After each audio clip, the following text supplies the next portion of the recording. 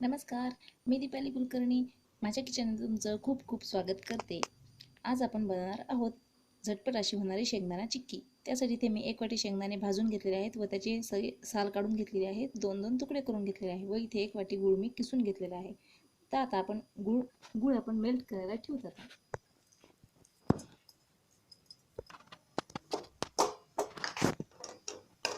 तेव्हा गूळ आपला जास्त वेळ लागत नाही, गूळ पटकन मेल्ट होतो। बारीक करून घेतल्यामुळे पटकन होतो। हे पहा, थोडा त्याला गुळाचा कलर चेंज झाला की आपल्याला त्यात शेंगदाणे घालून घ्यायचे आहे। आपला थोडा पाक होत आला की आपल्याला त्यात तूप घालून घ्यायचे आहे।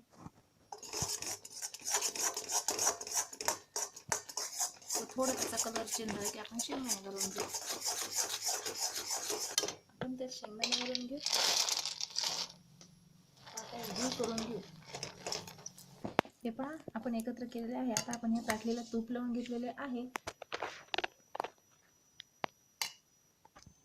हे पहा, आपल्याला असे उलथण्यास थापून घ्यायचे आहे व हे बघा मी चौकोनी करून घेत आहे।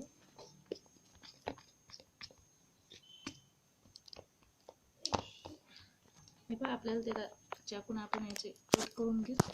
पुन्हा गार झाली की आपल्याला करता येणार नाही।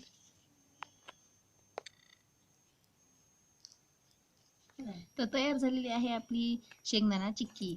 हे पहा, पाहू शकता तुम्ही किती मस्त आपली चिक्की झालेली आहे।